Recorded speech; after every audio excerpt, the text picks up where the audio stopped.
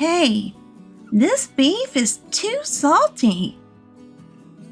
No way, mother-in-law, you made it. Oh dear, silly me. My name is Sarah, 28. I work as a nurse. And by the way, the one cheerfully serving the stew right now isn't my mom, but my mother-in-law, Andrew's mother.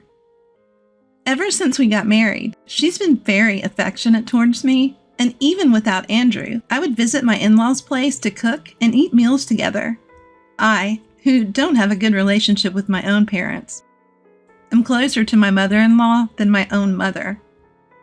My mother-in-law is a cheerful character, and she raised Andrew and his brother single-handedly after a divorce when Andrew was still a kid.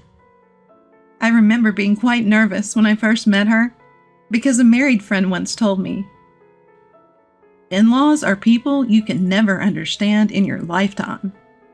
But those fears vanished as soon as I met my mother-in-law. I've always wanted a daughter.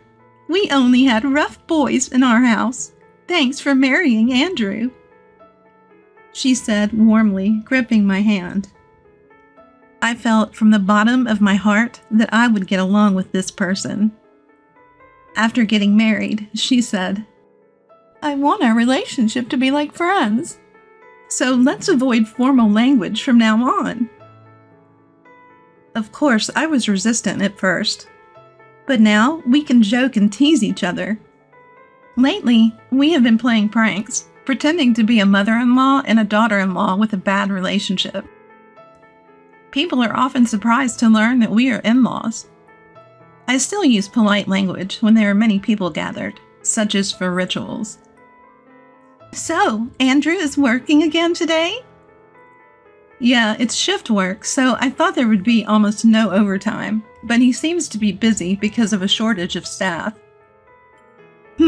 Well, I'm happier to see you, Sarah, than Andrew, so I'm having fun just cooking with you." She said such a happy thing. While we were chatting, my cell phone rang. Well, speak of the devil, hello. The caller was my husband, Andrew. He had said he would stop by his parents' house after work, and we would all have dinner together. "Oh, Sarah, it's me. Sorry, I can't seem to get away from work, so I don't think I can make it." "Again? You did that last time too. Your mother has been waiting and cooking for you." "Well, it's work, so I can't help it. And she's happier to see you than me, so I'll ask you to take care of her." With that, he hung up the phone, unilaterally. It's been like this lately. Mother-in-law, Andrew just told me that he can't make it again today. Oh, really? He completely neglects his family, just like my divorced ex. As we were fussing over it, a voice came. "Could you keep it down? I can hear you outside." The one who spoke was Andrew's younger brother, whom we'll call Tom. Tom, who's still single, lives with his mother in their family home. "Oh, sorry. Welcome home, Tom." I greet him, but he always just nods his head and heads straight to his room. He's such a cool guy, as usual. My mother-in-law often worries whether he's got someone special or not. Andrew and Tom may look alike, but unlike my sociable husband, Tom is rather quiet. Their brotherly relationship is neither too good nor too bad. I often hear about many people who are troubled by their difficult relationships with their in-laws, but I never had such worries. Sure, there were some concerns, but I was living a pretty happy life. Little did I know that I was about to get caught up in something. It was one day while I was at work. That day was the hottest day of the year. Typically on such days, we get a lot of heat stroke victims incoming. Seeing the patient who was brought in, I was shocked. "It's my mother-in-law." The one accompanying my unconscious mother-in-law was Tom, and it seems she had collapsed in the yard when he got home. Gardening is a hobby of my mother-in-law's, and the yard is always filled with plants. The types of plants change with the seasons, and on nice days, one of her pleasures is to go out in the yard and have some tea. She was so absorbed in gardening, and it seems that she just collapsed from heat stroke. Tom looked worriedly at his mother. Please help my mom, I beg you. Seeing Tom's tearful face, I realized just how much he cherished his mother. As I told him that everything would be okay, I asked him, "Have you told Andrew about this?" Tom responded, I tried calling him several times, but he never answers. Is Andrew working today? Andrew should be off today. When I left for work, he was still sound asleep. No, he's off today. He might still be asleep. I'll contact him. Tom, could you handle mother-in-law's hospital admission procedures? Of course. Thank you very much. Fortunately, my mother-in-law just had mild dehydration. After some intravenous fluids, she regained consciousness and was even able to hold a conversation. Despite assuring us she was fine, she ended up being hospitalized for a few days for further examination. I guess I pushed myself too hard and suddenly felt weak. I'm sorry for worrying you. Thanks, Tom. As she said this to Tom, he replied as always, Not a big deal. Keeping his cool demeanor. At this point, I finally remembered to call Andrew. After trying several times without response, a groggy voice on the other end of the line finally answered. Hello? Ah, Andrew, you finally answered. How long are you planning on sleeping? In response to me, Andrew replied lazily, Actually, I've been up and out for a while now. You know I haven't seen Mom in a while, right? Thought I should do something nice for her, so I took her out to a fancy restaurant. Hearing Andrew speak such blatant lies, I realized the truth. I see. She must be happy. Yeah, she seemed really happy. She's so attached. It's almost troublesome. Anyway, because of that. As he was about to hang up, I said, Wait, there's something I wanted to ask mother-in-law. Could you put her on the line? Seeing how he seemed to panic at my request, he managed to croak out, No, she just went to the bathroom. I'll just pass on the message. That's okay. I'll just ask her myself the next time I see her. Are you coming home early today? Sorry, but I have to work after this. Tom tried calling me earlier too, but I figured it wasn't anything urgent, so I just ignored it. He said as he laughed before abruptly ending the call. I had suspected it for a while, but it became clear that Andrew was having an affair. And it seemed like he was deeply infatuated with his mistress. I could almost imagine flowers blossoming in his mind. I wonder which field of flowers he's lost in. I won't let him get away with this. He better be ready. From that day on, I began plotting my revenge. The day I was certain of Andrew's betrayal, I packed my belongings and left our home. I left my wedding ring and a note that simply read, "Be ready," on the desk. I rented a hotel room near my workplace and started commuting from there. I've always been one to have little material desire. I had a few possessions, and being a nurse, my salary was pretty decent. On my days off, I would often visit my in-laws, so I didn't spend much money. Ever since I got married, I haven't been able to save much for certain reasons. Though the idea of my money dwindling did worry me, I was planning on having Andrew pay back what was lost. Andrew got in touch with me the day after I left the house, which means he must have gotten home in the morning. He clearly doesn't take me seriously. I got multiple calls, but I ignored them all. When he realized I wasn't going to pick up, he started bombarding me with messages. At first, they read like, Sarah, you must have misunderstood something.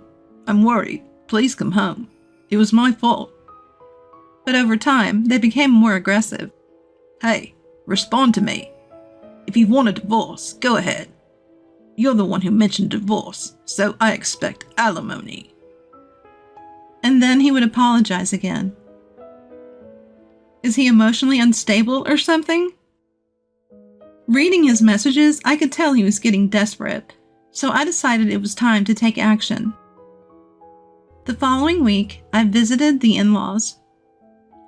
Since that day, my mother-in-law had her tests, but no issues were found, so she was discharged as planned. That day, we had all gathered to celebrate her discharge. Thank you, Sarah, for organizing this wonderful gathering. I bought your favorite cake from the bakery you love, so let's eat it together later. When I told her that, she smiled joyfully. So, how are things with that matter? Mother-in-law asked so. All the preparations are complete. I can't wait. When I said that, I grinned. As I was having a pleasant dinner with my mother-in-law, the doorbell rang. Seeing the person on the intercom screen, her face turned serious instantly. Seeing her reaction, I immediately knew who it was. Come in! When my mother-in-law said so coldly, the front door opened and the person I'd been waiting for that day entered. Long time no see. It was Andrew, whom I had invited, insisting he come because we needed to talk. Of course, I had already told my mother-in-law everything. Upon hearing about Andrew's infidelity from me, she was furious. But when I said that I'd like her to wait a bit, given that this is a marital issue, she just apologized over and over about her son. Seeing her like this made me feel guilty instead. Sarah, why didn't you contact me? I've been worried all this time. It's fine. It's fine. Cut the drama. I think you know. But divorce is the only option. Of course, I'll be taking alimony. Once the topic of money came up, my so far mature husband reacted. What? Why do I have to pay the alimony? Sarah should be the one to pay. Enough about money, money, money. I wondered if his head was all right, but I thought I shouldn't get emotional to keep the conversation going. I calmly replied, well, you see, you're the one who cheated. You're obviously the one at fault, and you're obviously the one who should pay the alimony. But still.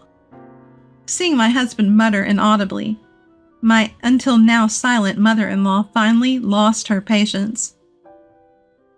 Andrew, you've been spouting nonsense. Just hurry up and get a divorce and pay the alimony to Sarah. And don't ever come here again. If you do, I'll bury you in the garden. As my mother-in-law was about to say something outrageous, I stepped in to stop her. Stop! Stop! Andrew, aren't you ashamed to put your parents through this? Here, sign this right now. Saying this, I placed the divorce papers I had prepared in front of Andrew. He looked shocked. Perhaps he hadn't expected the talk of divorce. I was surprised that he thought he would be forgiven in this situation. Why did you come alone today? Didn't I ask you to bring her along? When I glared at him, he said, Seriously, I did talk to her, and she seemed willing, so I brought her along. She's waiting in the car right now. I was irritated by my husband's mumbling, so I snapped. Just go get her. Understanding, he left and returned with a woman. Excuse us. A woman entered with a grating voice. Seeing a woman show up with such energy at her affair partner's family home and in front of his wife and mother, no less, I thought she was as usual. Hi there, mother-in-law. Nice to meet you. I'm Michelle. And long time no see, Sarah. Seeing me, she chuckled. You're as usual, Michelle. I'm surprised you haven't changed at all. This wasn't a compliment. I was talking about her personality, not her appearance. She looked like a proper woman in her 30s. But her clothes and makeup made her look like a high school girl. It didn't suit her at all. Really? That's so nice. Maybe it's because I go to a good beauty salon. As for you, Sarah, have you aged a bit? She looked at me, then chuckled through her nose. Andrew, my husband, had a surprised look on his face when he saw Michelle and me. You two know each other? Yeah, we were classmates in high school. Haven't seen each other since we graduated. But who would have thought we'd meet again like this? When I answered, Andrew for some reason seemed relieved and said something outrageous. Oh, come on. You could have said that sooner. If she's your friend, there's no alimony, right? That's good news. My Princess Michelle. Seems like I won't have to pay a dime. His ridiculously foolish statement left me utterly dumbfounded. No, we're not friends. And did he just call her princess? Gross! This reminded me of when Andrew and I first started dating, when he used to call me my Princess Sarah. It became so annoying that I had to make him stop.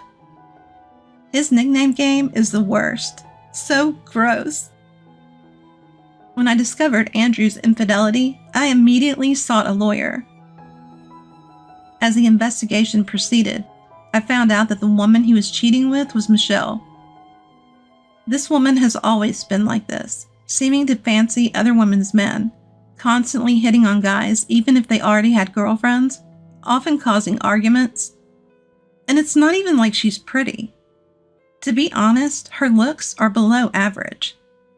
However, she's brimming with confidence and probably thinks she's the prettiest woman in the room. I'm not really into social media and don't know much about it. According to a friend, Michelle would send messages without hesitation to any man she finds attractive. It appears that she met Andrew through social media. Michelle's job is basically a housemaid. I felt pathetic that my husband's mistress turned out to be a woman like her. I get tired of talking to you two. Can you sign this quickly? When I said that, Andrew, who was hesitant about the divorce until now, readily signed the divorce papers. Apparently, he genuinely believes there's no alimony. Now I can finally be with Andrew. I'll always be your pretty wife. Nothing is more cringeworthy than a woman in her 30s trying to act all cutesy. Despite this, Andrew didn't seem to mind. I started to worry about his eyesight. So, mother-in-law, please get along with me from now on. When Michelle says this, my mother-in-law replied, "Huh? No, thanks." She answered with a deep, intimidating voice. "Oh no, that's scary."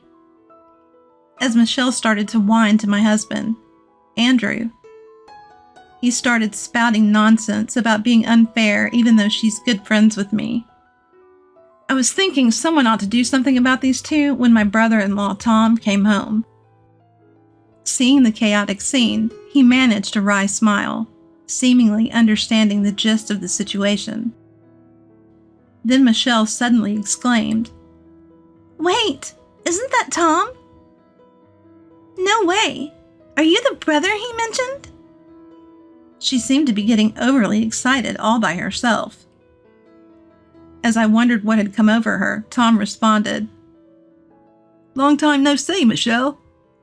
Apparently, Michelle and Tom used to work at the same part-time job. Considering Tom's not bad-looking, it's not surprising that Michelle had taken a liking to him. By the way, due to her terrible memory, Michelle ended up getting fired from that job. I'm going to be your new sister-in-law. Are you happy? Michelle swayed her body as she addressed Tom, to which he responded, Are you serious? That's the worst. My brother-in-law replied coldly. His cold response seemed to stun Michelle, who froze in place. Haha. Oh, this was sent to me by a friend. That's you, right? Tom then showed us a certain website. It was one of those unpleasant sites where people laugh at other people's social media posts. One person was frequently the butt of jokes on this site, with comments like, "Michelle is exhausting today too," and "At this point, it's just a joke." Furthermore, Tom showed us one of Michelle's social media accounts. The photos were mostly selfies, making it obvious that they were of Michelle. Looking at Michelle out of the corner of my eye, thinking that this would surely upset her, she said, "It's hard being popular. These are mostly just women being jealous. Oh well, whatever." Although she responded in that manner, it was clear she was less energetic than before. Even she seemed to have been hurt by this. Just because it's the internet doesn't mean you can write whatever you want. I couldn't help but feel a bit of sympathy for her in this case. "Well, it doesn't matter. From now on, Andrew and I are going to live a glamorous life."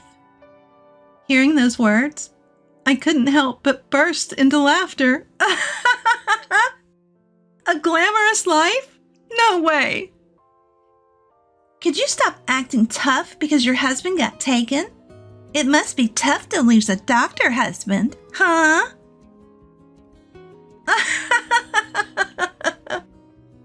At Michelle's words, we all burst into laughter. Wait, when did Andrew become a doctor?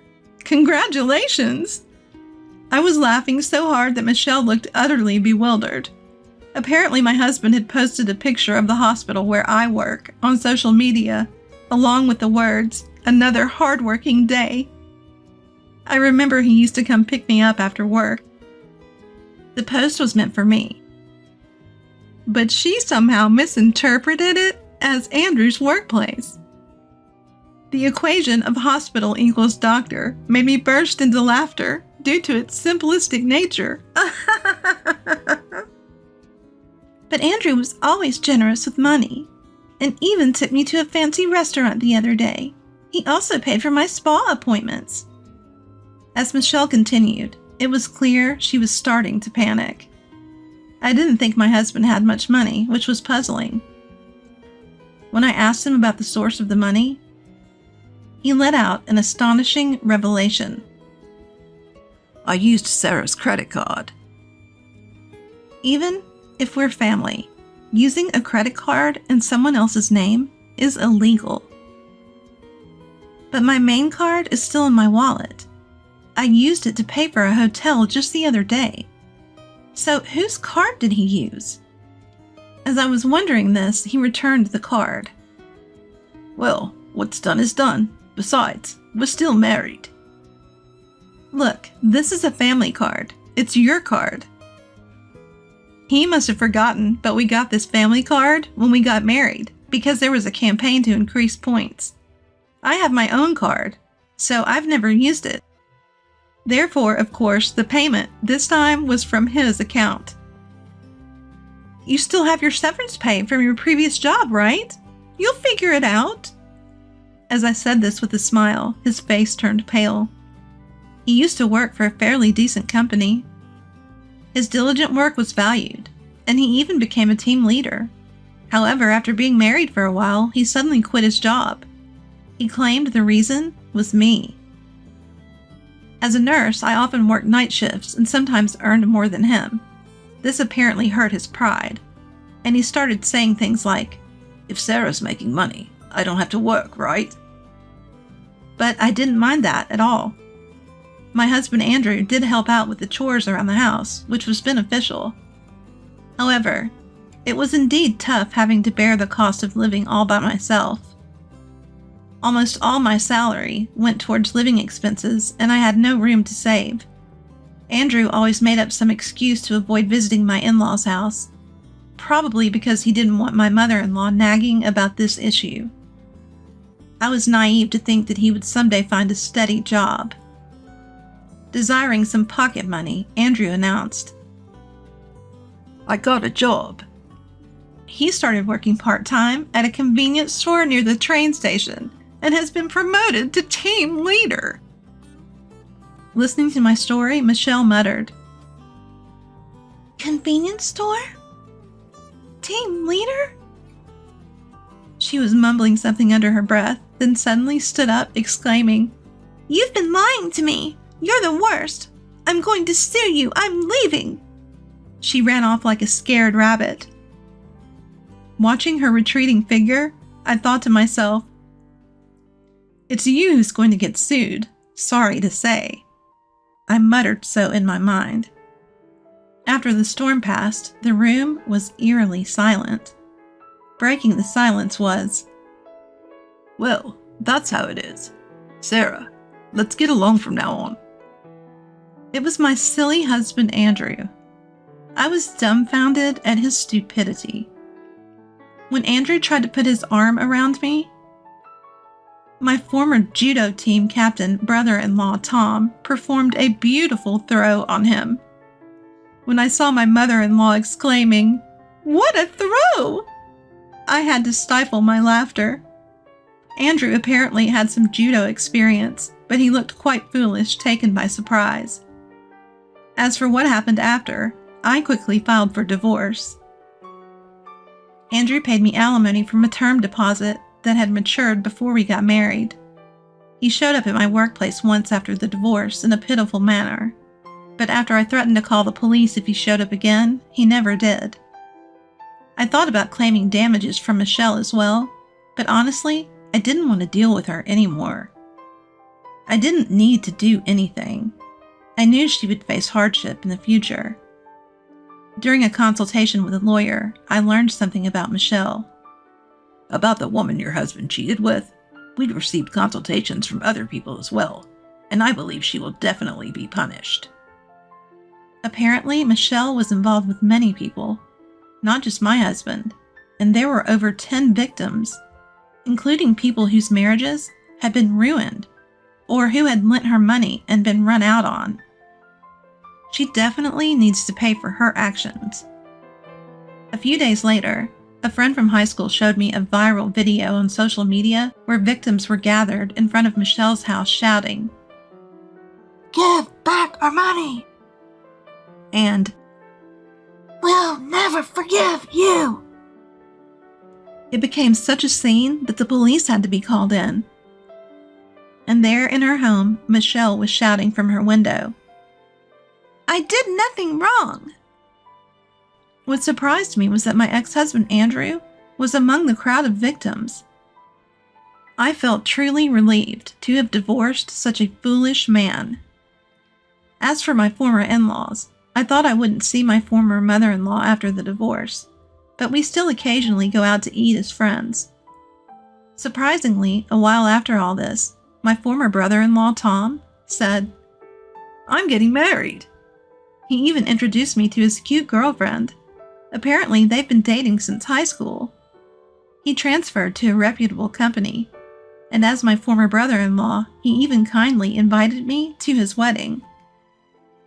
I couldn't believe that this diligent Tom was a brother to my former husband. I believe that Tom, being so earnest, will surely build a good family. With that thought, I decided to continue doing my best as a proud nurse.